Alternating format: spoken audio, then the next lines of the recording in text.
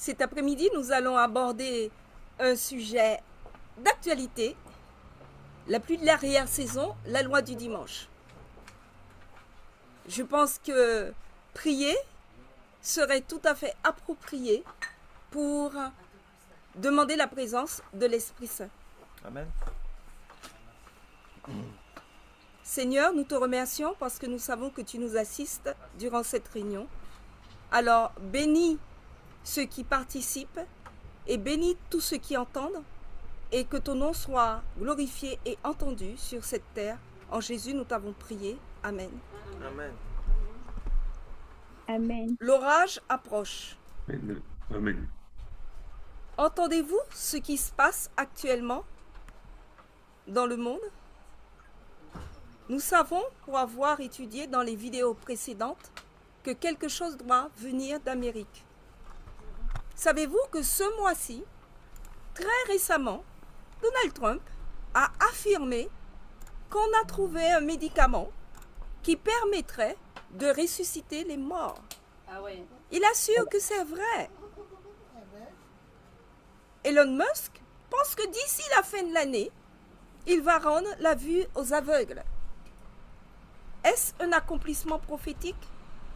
Dans quelle confusion sommes-nous? Jésus, pour certifier sa première venue, avait dit « Les aveugles voient, les morts ressuscitent ».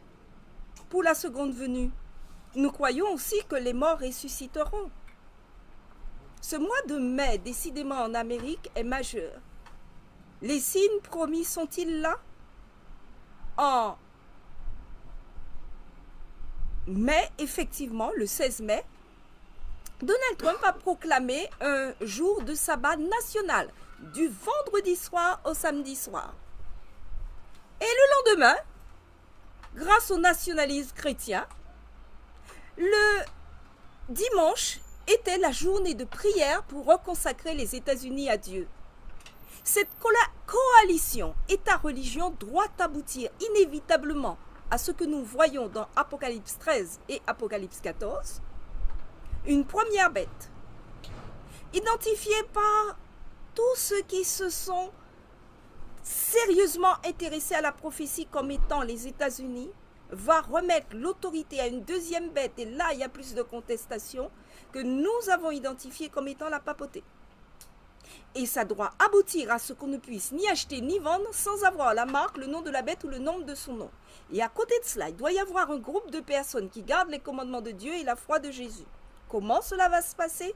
Comment allons-nous résister à la marque de la bête? Comment avoir le sceau de Dieu? Joël, prophétisant sur les derniers temps, va dire que il y aura un groupe de personnes qui vont se désoler des événements et d'autres qui vont dire, mais où est leur Dieu? Ils ne vont jamais arriver à résister. Mais dans ce temps-là, Joël 2,23 affirme, les enfants réels de Dieu seront dans l'allégresse et se réjouiront parce qu'il y aura une pluie de première et d'arrière-saison. Les disciples, lorsqu'ils ont voulu partir en mission, ont lancé un mouvement qui devait révolutionner le monde parce qu'ils avaient reçu la première pluie. Nous devons recevoir celle de l'arrière-saison. Pierre le certifie dans Acte 2, 17, la prophétie de Joël, où il dit vos fils et vos filles prophétiseront, va se réaliser. On se dit, mais c'est du n'importe quoi, les lois du dimanche ne vont jamais exister. Sachez que l'Église adventiste s'est formée dans les années, la première fois comme dénomination en 1863. Dès 1882, il y avait déjà des lois du dimanche régionales. Ces lois du dimanche régionales ont amené à l'arrestation d'adventistes, dont Joseph Waggoner et William White, le fils d'Ellen White, se sont fait arrêter. Et il y avait des milliers de personnes qui se faisaient arrêter en Amérique à cause des lois du dimanche. En 1888, les lois du dimanche ont eu une portée nationale, où on a demandé qu'ils aient une portée nationale, plus exactement, parce que le sénateur Blair, lors de la session du Congrès, a dit qu'il faut sécuriser le peuple, il faut permettre que la nation ait une loi du dimanche national pour soutenir les lois régionales. la prophétie n'a pas abouti jusqu'au bout. Parce que grâce à l'intervention des hommes, ça a été arrêté. Cette prophétie est-elle conditionnelle? Alors, qu'est-ce qui a fait qu'on y était presque et qu'on n'est pas arrivé à finir cette mission qui devait passer par un moment de pression concernant les commandements de Dieu? Les lois du dimanche ont vraiment été sur le point de s'accomplir, d'être établies. De 1798 à 1900, je vous ai mis les différents pays où on a été sur le point de voter les lois du dimanche. Aux États-Unis, en Australie, au Canada, en Chine, en Europe, la France comprise. En Grèce, les Juifs, en Russie, à Singapour, au Sud-Afrique, tout peut être vérifié et vous verrez qu'il y a eu effectivement ces soubresauts dans le monde. Alors maintenant, est-ce que notre tour va arriver? Avons-nous, nous aussi, les événements qui correspondent à l'arrivée d'une loi du dimanche et de la pluie de l'arrière-saison? Et surtout, qu'est-ce que nous devons faire pour se réagir? Et qu'est-ce qui va se passer exactement? Parce que la Bible ne nous laisse pas dans un grand flou. Elle nous dit précisément 3 étapes qui auront lieu au dernier moment. 3 étapes qui auront lieu au dernier moment. Vous voyez bien l'écran? Ok. Alors, 3 étapes pour la pluie et la loi du dimanche. Comme nous dit la Bible, il y en a 3 qui rendent témoignage. Et à la fin, il y en aura 3 pour rendre le témoignage final. Ce sont les 3 anges dont vous avez déjà entendu parler. Les 3 anges d'Apocalypse chapitre 14. Et on va voir petit à petit que ces 3 étapes seront les 3 étapes à la fois de la loi du dimanche et de la pluie de la saison. En fait, de la fin du monde en général. Ce sont les 3 étapes de la fin du monde. Et on le sait parce que dans Apocalypse 14, à la fin d'Apocalypse 14, eh bien tout simplement il y a la moisson du monde. Et qu'est-ce que c'est la moisson du monde? C'est le moment où Jésus nous a dit qu'il allait revenir et qu'il allait mettre le bon blé dans son grenier et qu'il allait mettre le faux blé, l'ivraie, d'accord, dans le feu. Et donc il y a véritablement un événement final qui se trouve là. Le moment où Jésus va trier entre les bons et les méchants à la fin du monde. Et ce moment-là sera en 3 étapes, comme je l'ai dit. La première étape, c'est la croissance. Une croissance, un témoignage mondial. Donc, pourquoi un témoignage mondial? Parce qu'il faut qu'il y ait un évangile éternel qui se répande à toute langue, à tout peuple, à toute nation. C'est ce que nous dit Apocalypse 14, verset 6. Et comment cela peut-il se faire? Acte 1, verset 8 nous dit qu'on recevra une puissance et nous serons nos témoins. Et donc c'est par le Saint-Esprit. Et quand on dit par le Saint-Esprit, souvent on a l'impression qu'on parle de quelque chose de complètement abstrait, ou bien quelque chose qui nous tombe sur la tête, d'accord, pour lequel on ne peut rien faire et sur lequel on n'a aucune forme d'effet. Mais ce qui se passe réellement, c'est qu'on a un effet très précis sur le Saint-Esprit et un moyen très simple de le recevoir et de grandir en esprit. Il est écrit dans Ephésiens 4, versets 11 à 15. Prenez-le dans votre Bible. À Ephésiens 4, versets 11 à 15. Il a donné les uns comme apôtres, les autres comme prophètes, les autres comme évangélistes, les autres comme pasteurs et docteurs. Donc là, on voit, il y a toute une équipe. Il y a les apôtres et les prophètes qui se retrouvent dans la Bible et dans les écrits d'Ellen White, qui sont les porte-paroles de Jésus-Christ. D'accord? On a les évangélistes, les pasteurs et les docteurs. Ok? Ce sont ceux qui parlent de la parole. Les prédicateurs, les enseignants et les pasteurs. Et ces personnes-là sont là pour le perfectionnement des saints. Pour le perfectionnement des saints en vue de l'œuvre du ministère et de l'édification du corps de Christ. Verset 13, jusqu'à ce que nous soyons tous parvenus à l'unité de la foi et de la connaissance du Fils de Dieu, à l'état d'homme fait, à la mesure de la stature parfaite de Christ. Donc on voit bien qu'il y a une mesure de la stature parfaite de Christ à laquelle on doit arriver. Il y a une croissance qui doit se faire. Il y a un blé qui doit grandir et qui doit mûrir, qui doit pousser. Et par la grâce, par la sainte grâce de Christ, nous pourrons ainsi lui ressembler de plus en plus, de gloire en gloire, comme par le Seigneur, l'Esprit. C'est pour ça qu'on dit qu'on grandit par l'Esprit. C'est 2 Corinthiens 3, verset 18, qui fait qu'on grandit par l'Esprit. D'accord ? Et on grandit par l'Esprit pour ressembler à Christ. C'est ce qu'on fait à LFB, c'est ce qu'on fait ensemble, parce qu'on suit ce qui est écrit au verset 15, on professe la vérité dans la charité. Ça veut dire qu'on parle de la vérité, et on parle de la vérité avec amour, non seulement de la vérité, amour de la vérité, mais aussi amour des autres. Et c'est ce témoignage qui doit aller dans le monde entier. Comme il est écrit, cette bonne nouvelle du royaume sera prêchée dans le monde entier pour servir de témoignage à toutes les nations. Et ce témoignage, c'est l'esprit de la prophétie. C'est ce que nous dit Apocalypse 19, 10. C'est la compréhension de la prophétie. C'est le Saint-Esprit qui est présent. C'est la vérité qui s'agite et qui nous transforme. Et cela se fait en particulier par les livres. Comme il est écrit dans Deutéronome 31, verset 26, « Prenez ce livre de la loi, il sera là comme témoin contre toi. » Et donc, il y a un livre, il y a des livres qui servent de témoins contre nous. Et parmi ces livres, il y a le livre de l'esprit de prophétie, la grande controverse d'Ellen White. Et actuellement, ce témoignage est en train de se répandre.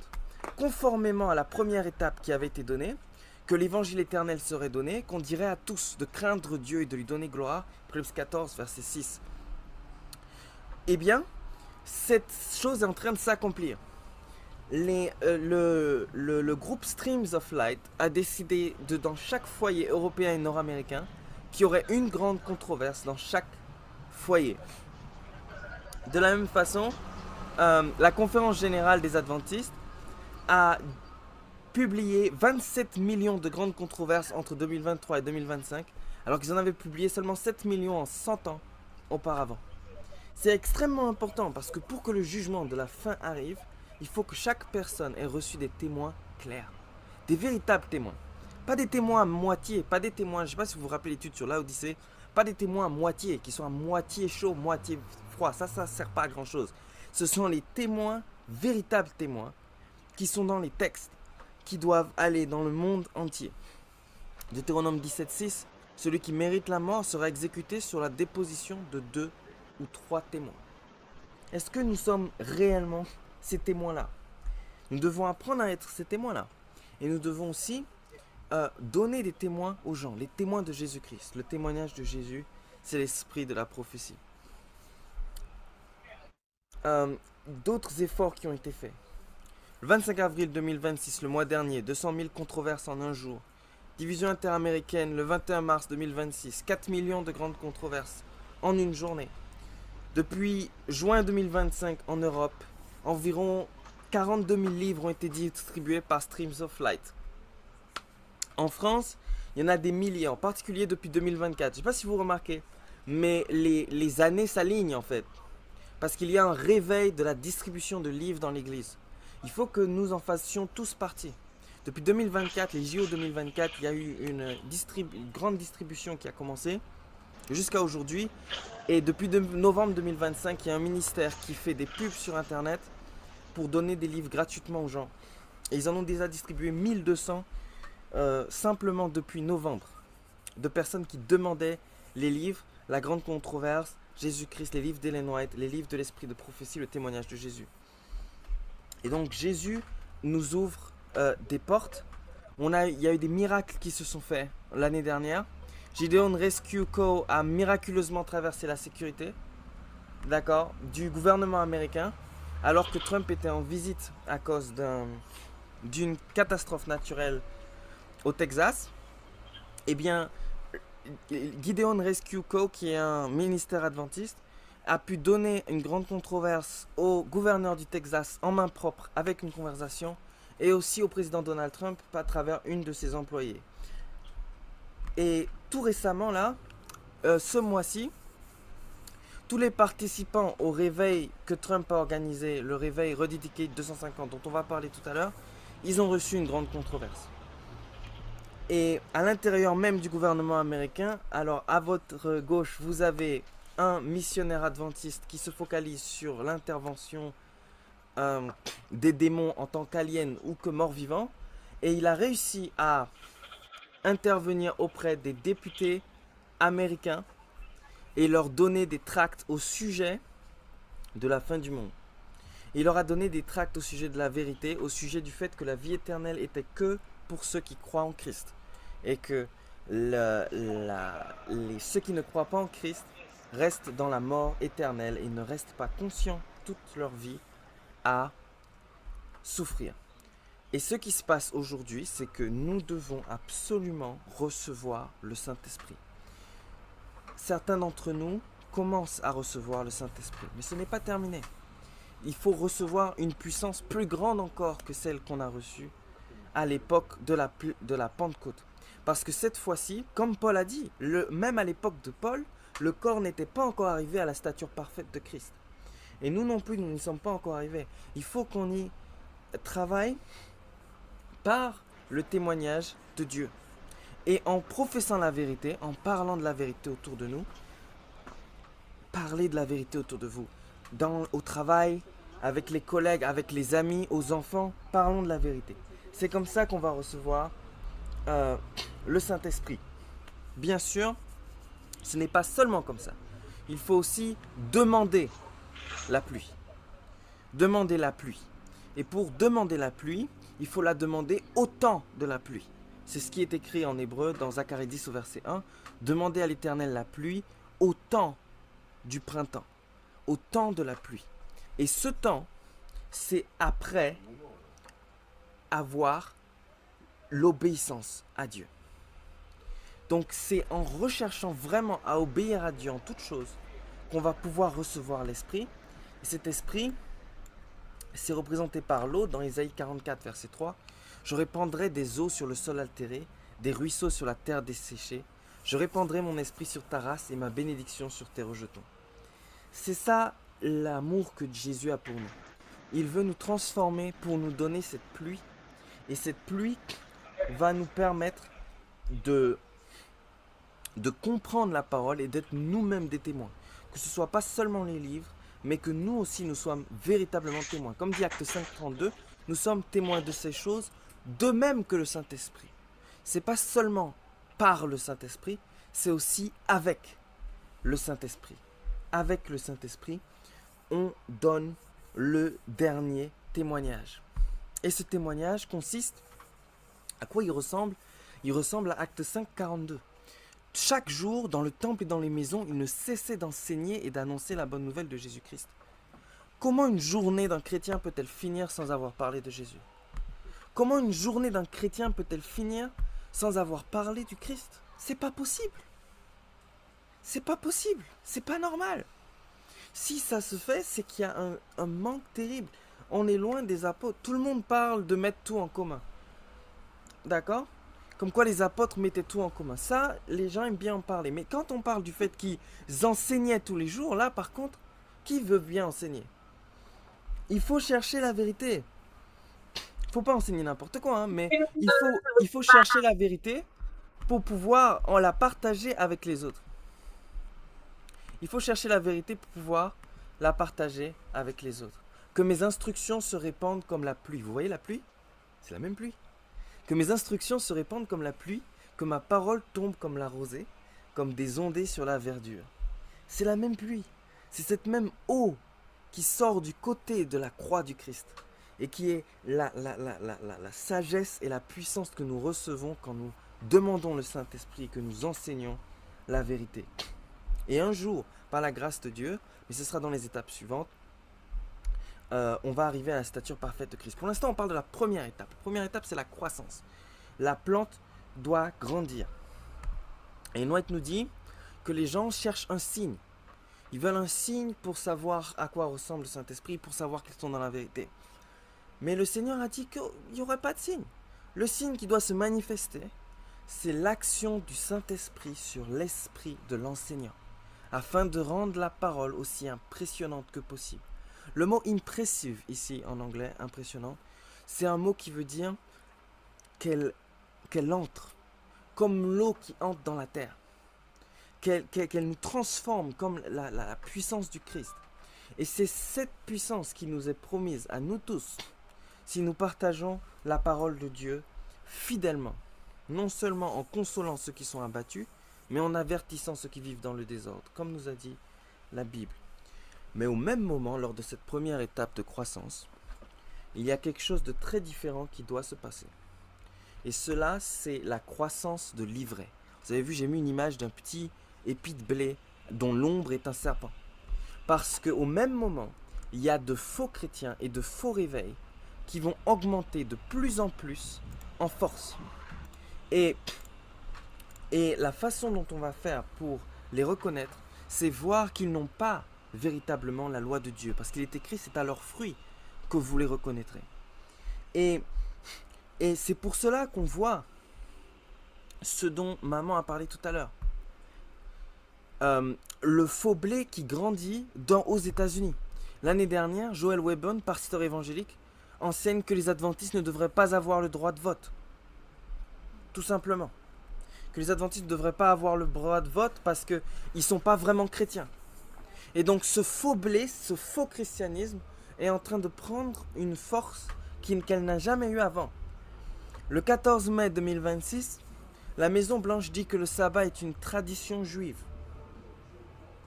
Ils ont consacré un sabbat, comme on a dit tout à l'heure, pour les juifs, mais ils ont bien dit que c'était une tradition juive, plutôt que de dire que c'était le sabbat de l'Éternel et que c'était quelque chose qui venait de Dieu. De la même façon, en juillet 2026, ils ont demandé l'observation du dimanche de façon uniforme pour tout le monde. Donc, que vous soyez juif ou pas, vous devriez arrêter de travailler le dimanche pour observer plutôt votre religion. Donc, ils veulent changer la religion de tout le monde avec une fausse religion, puisque l'observation du dimanche n'a jamais été commandée dans la Bible, bien sûr. Et le faux blé grandit parce que maintenant, les États-Unis ont été consacrés à Dieu. C'est écrit reconsacrés, mais ils n'avaient pas été consacrés avant. Donc, ils ont été consacrés à Dieu. Et à ce moment-là, des officiels de chaque État américain, des pasteurs, des musiciens, sont tous mis ensemble en face de la Maison Blanche, devant l'obélisque, comme dans Daniel 3 au verset 5, avec le son de la trompette, du chalumeau, de la guitare, du psalterion, pour que tous se prosternent pour une mauvaise adoration, bien sûr, le dimanche. Et l'hypocrisie continue. Des soi-disant chrétiens, Trump affirme avoir un médicament qui ressuscite les gens, cette fois-ci je vous ai mis le lien, et aussi, il a fait une statue de lui qui a été bénie au nom de Jésus par un pasteur. Donc je pense qu'on voit qu'il y a une vraie catastrophe qui est en train de se passer de ce point de vue. Cette semaine, le pape a publié l'encyclique Magnificat Humanitas. Et là, ça devient vraiment sérieux. Il parle de la deuxième étape. Là, c'est plus la première. On va voir la deuxième étape tout à l'heure. Mais il annonce déjà la deuxième étape. Il dit « L'Église reconnaît le potentiel positif du marché et de l'initiative privée uniquement s'il reste soumis à la loi morale. » Ça veut dire que l'Église veut décider qui peut acheter et vendre. Parce que si le marché doit être soumis à la loi morale, alors ça veut dire qu'on va décider si tu peux acheter ou vendre en fonction de quelle est la loi morale que tu observes. Et la loi morale dont il parle dans cette encyclique, c'est ce qu'ils appellent la doctrine sociale de l'Église. Et elle a été particulièrement définie dans l'encyclique Rerum Novarum de 1891, où il dit que l'ouvrier doit être rendu fidèle à l'observation des dimanches. Donc ils vont forcer les ouvriers à observer le dimanche. C'était ça le but en 1891, à l'époque de 1888. C'est ce qui a eu lieu et le pape demande à ce que ça revienne. Et il demande aussi une alliance entre les responsables politiques, les institutions éducatives, les communautés chrétiennes, une alliance éducative pour changer les modèles économiques actuels. Et il veut renouveler l'alliance éducative. C'est quoi renouveler par rapport à quoi? Au Moyen-Âge. Mais on ne va pas parler de tout en même temps. Même en France, Macron a consulté le pape la semaine dernière et a salué le rôle essentiel du Saint-Siège. Il a appelé président-évêque par certains journalistes. Et en 2018, il a dit vouloir réparer le lien entre l'Église et l'État. Donc si vous pensez que c'est uniquement aux États-Unis, aux États-Unis ça fait plus de bruit, aux États-Unis c'est plus ouvert, mais en France c'est la même chose qui se passe. Et tout cela, c'est une préparation pour la deuxième étape. C'est le faux blé qui grandit. Et quand la loi va arriver, et elle va arriver, et elle va vraiment arriver, quand la loi va arriver, tant qu'on a le droit d'observer de la loi de Dieu, il ne faudra pas se rebeller. Parce que Romains 13 nous dit que toute personne soit soumise aux autorités supérieures. Ça, c'est quelque chose qui est extrêmement important pour la fin. Tant qu'on a le droit d'observer le sabbat, il ne faudra pas transgresser le dimanche. Jérémie 38, verset 18. Ainsi parle l'Éternel, le Dieu des armées, le Dieu d'Israël. Si tu vas te rendre au chef du roi de Babylone, tu auras la vie sauve. Et Ellen White nous dit, éviter de travailler le dimanche, ce n'est pas recevoir la marque de la bête dans des endroits où l'opposition est si violente qu'elle risque d'engendrer la persécution. Si on travaille le dimanche, il vaudrait mieux faire plutôt un travail missionnaire. Le dimanche, quand la loi du dimanche va arriver, la première, qui ne va pas interdire le sabbat, mais qui va simplement demander à tous d'observer le dimanche, à ce moment-là, il ne faudra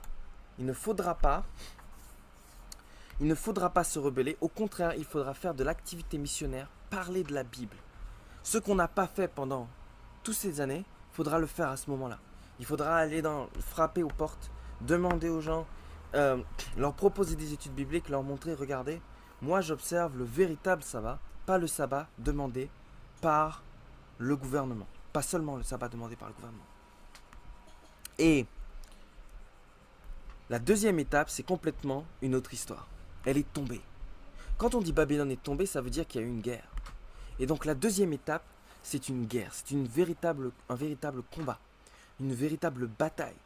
Un véritable conflit.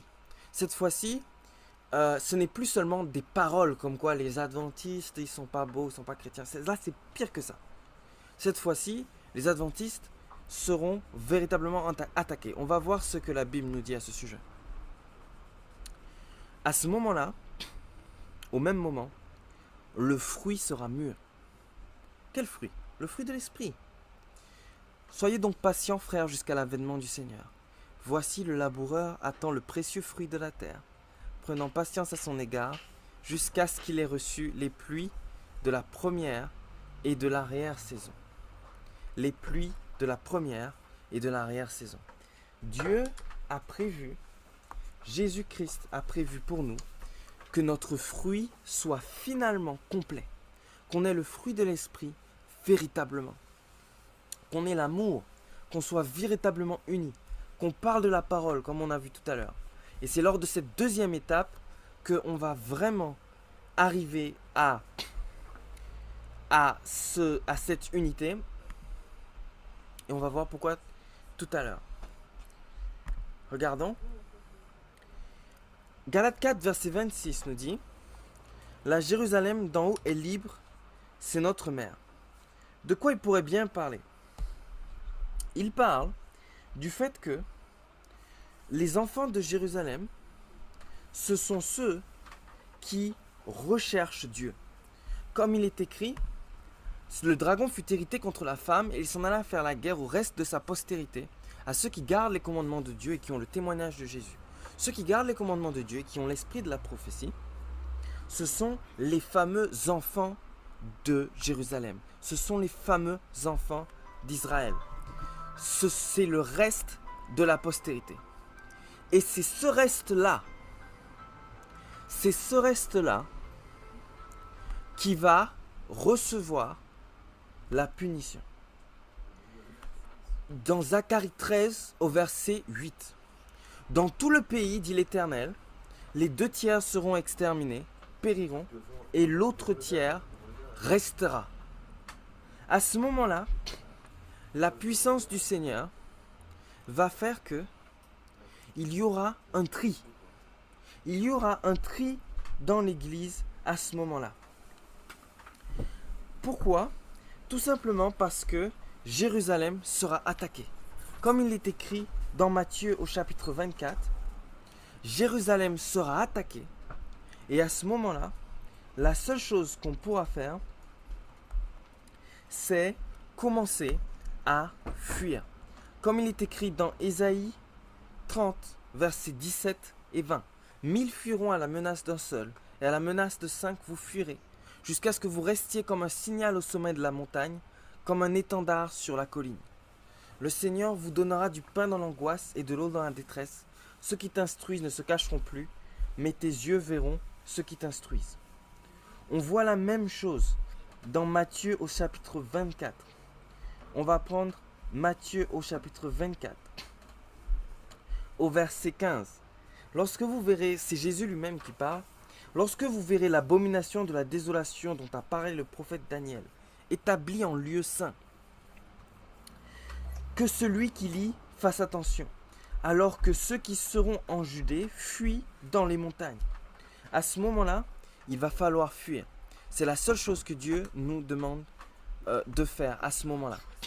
Et il va s'occuper de nous. Il va nous donner du pain, de l'eau. Et il va nous permettre d'être protégés par la grâce du Seigneur.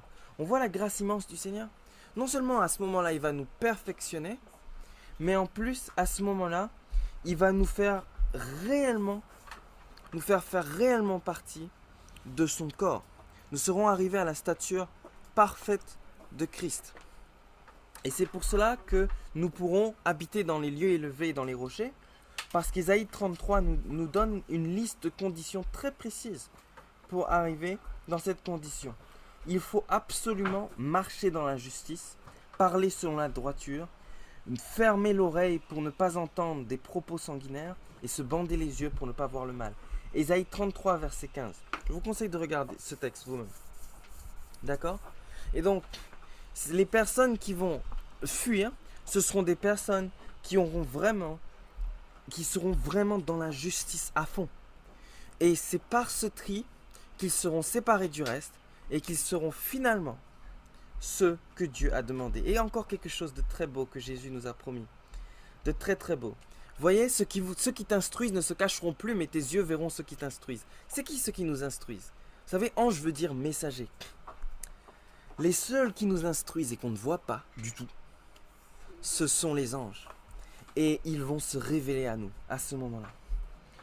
Et à ce moment-là, ce sont eux-mêmes qui vont nous donner à manger, comme ils ont donné à manger à Élie quand il a fui devant Jézabel. En ce temps-là, le peuple de Dieu ne se trouvera pas en un seul endroit. Il sera réparti en divers groupes dans toutes les parties du monde. Et les fidèles seront mis à l'épreuve individuellement, pas en groupe. Chacun devra subir l'épreuve par lui-même. Cette fois-ci, le blé a mûri.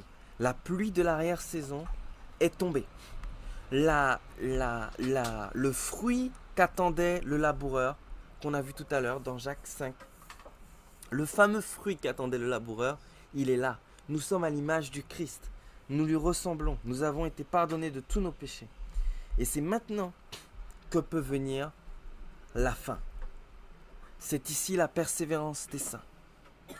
Ce moment de la fin, ce sera un moment extrêmement difficile et extrêmement joyeux à la fois.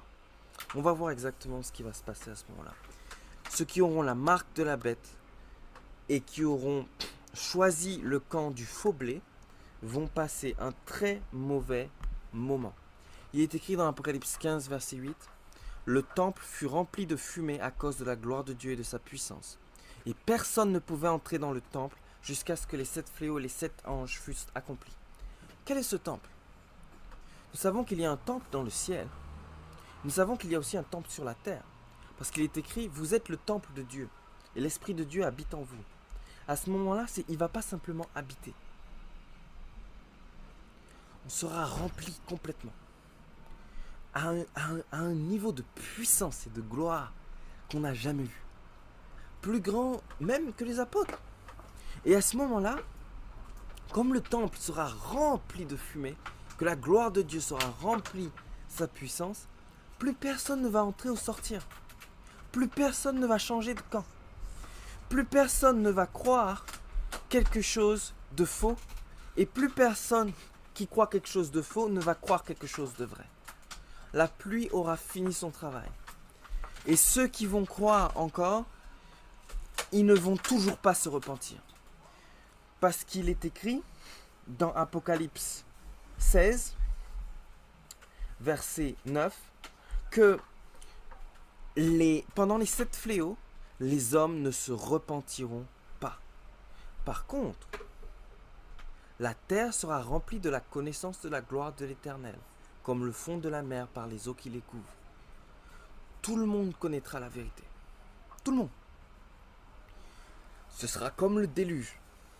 C'est comme la terre sera remplie de la connaissance de la gloire de l'Éternel, comme le fond de la mer par les eaux qui le couvrent.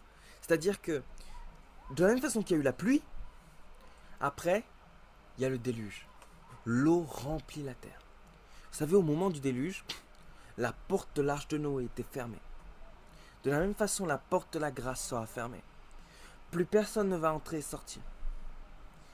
Et cela est aussi appelé le 4e ange, ou l'autre ange, celui qui résume les 3. Après cela, je vis descendre du ciel un autre ange qui avait une grande autorité, et la terre fut éclairée de sa gloire. Vous voyez que la gloire, c'est la gloire de la connaissance.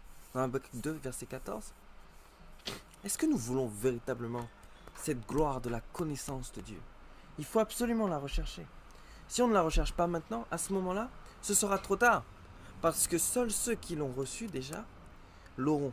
Ce sera comme la parabole des vierges folles et des vierges sages. Et à ce moment-là, du côté des méchants, le pays était profané par ses habitants. Ils transgressaient les lois, violaient les ordonnances, ils rompaient l'alliance éternelle. Je lis Ésaïe 24, versets 5 et 6. C'est pourquoi la malédiction dévore le pays. Les habitants portent la peine de leurs crimes. Les habitants du pays sont consumés.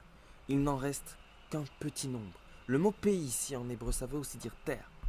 C'est vraiment un texte apocalyptique. Apocalypse 13, verset 15 nous dit que à ce moment-là, l'image de la bête va dominer sur le monde entier. Tous ceux qui n'adoreront pas l'image de la bête seront demandés à être tués. Et au début, certains mourront. Mais au moment où il n'y aura plus aucune entrée ou sortie, il n'y aura plus un seul mort. Comme Luc 21, versets 17 à 19 nous dit, vous serez haïs de tous à cause de mon nom. Mais il ne se perdra pas un cheveu de votre tête. Il ne se perdra pas un cheveu de votre tête. N'est-ce pas merveilleux la protection de Christ qui nous protège dans son côté, à l'ombre de sa croix, pour que malgré que nous ayons péché dans le passé, comme à ce moment-là nous ne pécherons plus, comme à ce moment-là nous aurons le fruit complet, eh bien, malgré tout le mal qui nous est arrivé avant, maintenant, un tout petit nombre de personnes, aucun d'entre eux ne va mourir. Et il ne se perdra pas un seul cheveu de leur tête. C'est ce qu'Ellen White appelle le grand temps de trouble. Et aussi, à la fin, le décret de mort, pour ceux qui veulent étudier Ellen White. Maintenant qu'on a vu les 3 étapes, eh bien, on va faire un petit résumé. D'abord, il y a une grande augmentation du mal. Les églises travaillent de plus en plus avec les États. Mais au même moment, les adventistes se battent pour la loi de Dieu, pour la vérité dans l'amour. Comme nous savons dans Psaume 119, on doit l'avoir vu ce matin, la loi est la vérité. Et donc cette vérité dans la charité qui est prêchée, c'est la loi de Dieu. C'est pas seulement la prophétie, c'est aussi la loi de Dieu. Et lors de cette première étape, il finira par y avoir une loi du dimanche qui tolère les adventistes. La première loi du dimanche va tolérer les adventistes, comme il y en a déjà eu d'ailleurs. En 1888, ça commençait toujours par autoriser, ça commençait pas toujours, mais le plus souvent par demander le dimanche sans interdire le sabbat. Lors de la deuxième étape, cette fois-ci, il y a l'interdiction du sabbat. L'église est attaquée elle est triée et il y a la fin, ou plutôt le summum de la pluie du printemps. Parce que le fruit peut finalement être mûr, l'or peut être éprouvé par le feu. Vous savez, l'or de Laodicée, il est éprouvé par le feu de l'épreuve et par le feu du Saint-Esprit. Et c'est le moment où nous devons fuir. C'est le moment où nous devrons fuir, aller d'un endroit à un autre pour trouver un endroit où c'est autorisé. Et puis finalement, à la fin, il n'y en aura plus nulle part. Et on sera soit en prison, soit dans les montagnes, soit dans différents endroits. Et ensuite, à l'étape 3, cette fois-ci, il n'y a plus de négociation. Il n'y a plus personne qui rentre ou qui sort. Il y a les 7 derniers fléaux. Il n'y a plus personne qui entre dans l'église. Il n'y a plus personne qui en sort. Cette fois-ci, la moisson est prête. Le blé est mûr. Complètement mûr. La terre est remplie de la gloire de Dieu. Tout le monde connaît la véritable connaissance, le message adventiste. Et à ce moment-là, Jésus revient. Et vous savez pourquoi Jésus revient? Parce qu'il est écrit dans Ésaïe 59 au verset 2. On va le prendre vite fait. Ésaïe 59 au verset 2. Je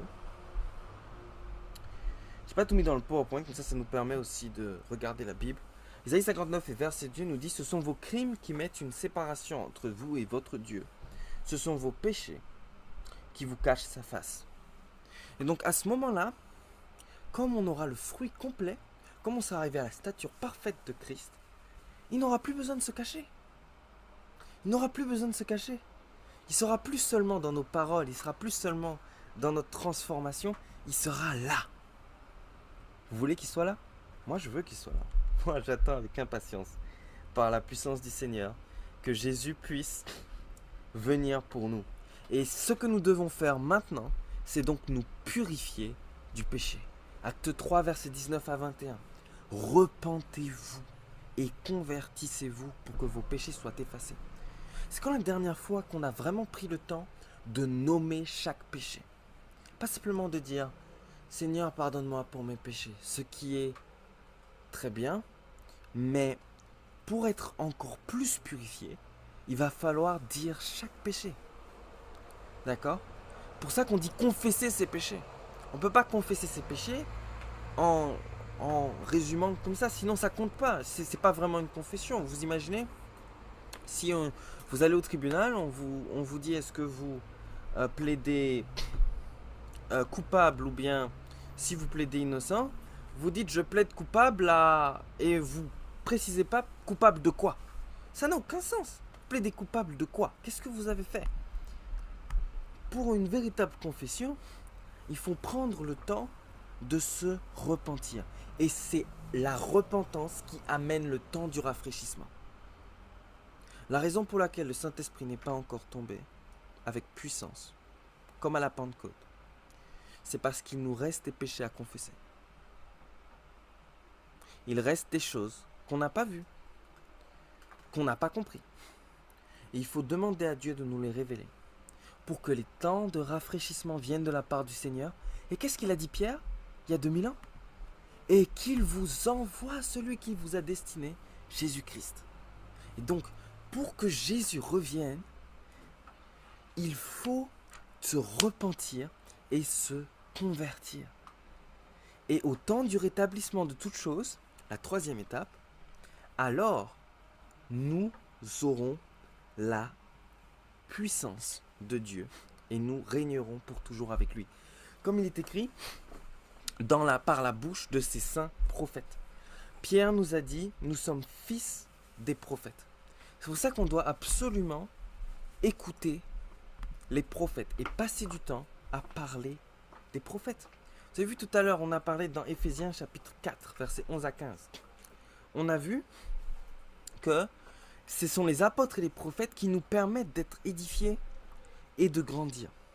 Et c'est pour ça que, avec des amis, on a commencé Frères du Christ. C'est un groupe où on reste connecté à Dieu chaque vendredi et où on prend du temps pour parler de la vérité dans l'amour. On parle de comment on a parlé de la vérité dans la semaine.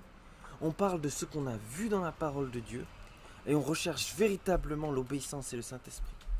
On confesse nos péchés, on se repent, Je vais mettre le lien dans le chat. Si vous voulez rejoindre, on vous accueille à bras ouverts. L'idée, c'est vraiment de préparer le retour du Jésus et préparer le retour de l'Esprit. Mais ça ne suffit pas de parler aux frères et sœurs. S'il vous plaît, nous devons rester connectés à Dieu, non seulement à Frères de Christ et à l'Église, et aux réunions qu'on fait chaque mois et même d'autres fois. Il faut aussi prendre le temps avec sa famille, avec ses enfants, pour leur parler de la vérité explicitement. Il faut passer du temps avec son entourage. Passer du temps avec son entourage. Pourquoi est-ce qu'on peut passer une journée sans parler de Dieu? Jésus nous a dit, c'est de l'abondance du cœur que la bouche parle. Si Jésus est vraiment dans le cœur, on va vouloir en parler. On va demander des tracts au ministère des publications de notre église locale et on va les donner autour de nous. On va aller parler toutes les semaines à l'église. On va pas seulement parler de ce qui s'est passé dans la semaine, on va parler de Jésus après le culte. On va parler de la vérité tous les jours. On va parler de la vérité tous les jours. C'est le seul moyen qu'on soit témoin et que cette première étape puisse finalement se finir. Là, vous ne pensez pas que la première étape prend trop de temps? Elle prend trop de temps, c'est à cause de nous. C'est écrit que Dieu prend patience envers nous. Il ne veut qu'aucun de nous ne périsse. Et donc, que tous ceux qui peuvent être sauvés le soient. Prenons vraiment le temps de nous repentir et de partager la vérité. Est-ce que nous voulons tous être témoins? Est-ce que nous voulons tous être témoins? Disons Amen avec les apôtres. Disons Amen avec les apôtres. Nous sommes témoins de toutes ces choses, de même que le Saint-Esprit que Dieu a donné à ceux qui lui obéissent. Amen. Amen. Nous sommes témoins de toutes ces choses, de même que le Saint-Esprit. Maintenant, on va lire Hébreux 13, versets 20 à 21. Laissez-moi lire pour nous tous, parce que c'est une vérité dont nous avons vraiment besoin.